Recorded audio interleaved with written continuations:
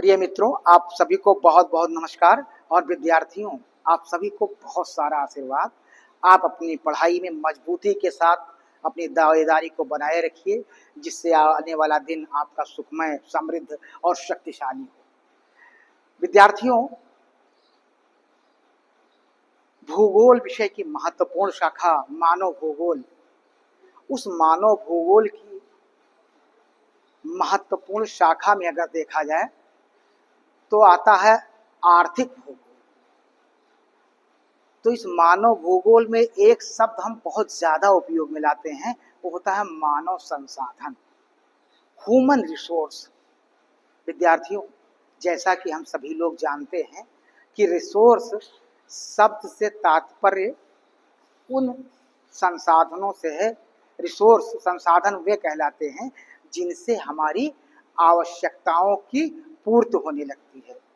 जिनसे हमारी आवश्यकताओं की पूर्ति होती हो उनको हम रिसोर्स कहते हैं। तो विद्यार्थियों, मानव भी सबसे बड़ा संसाधन है।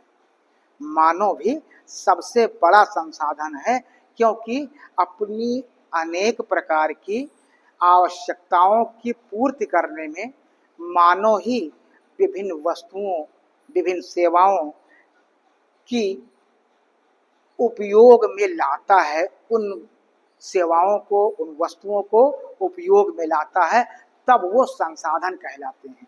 तो विद्यार्थियों, मानव भी सबसे बड़ा संसाधन है।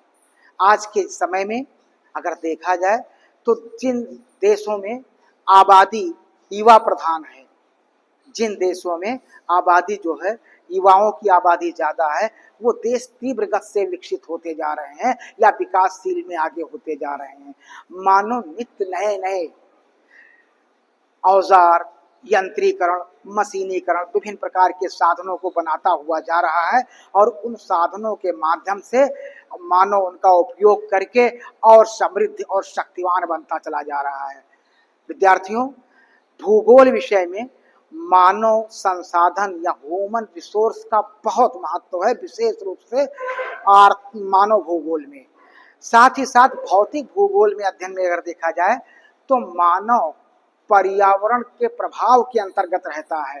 कहीं किसी क्षेत्र की आबादी अगर ज्यादा बढ़ रही है तो जलवायु कारण हो सकते हैं। कहीं ठंडे प्रदेश हैं, वहां मानव आबादी का स्वरूप क्या होगा। कहीं गर्म जलवायु है, वहां मानव की आबादी का स्वरूप क्या होगा। ये कहीं ना कहीं एक दूसरे से मिलते जुलते हैं। तो विद्यार्थियों, ये मानव संसाधन जो है, इसकी भूमिका बहुत महत्वपूर्ण होती है और विशेष रूप से मानव भूगोल में। उम्मीद है कि हमारी बात आप सभी को समझ में आई होगी। आप सभी को बहुत सारा आशीर्वाद, बहुत सारा आशीर्वाद।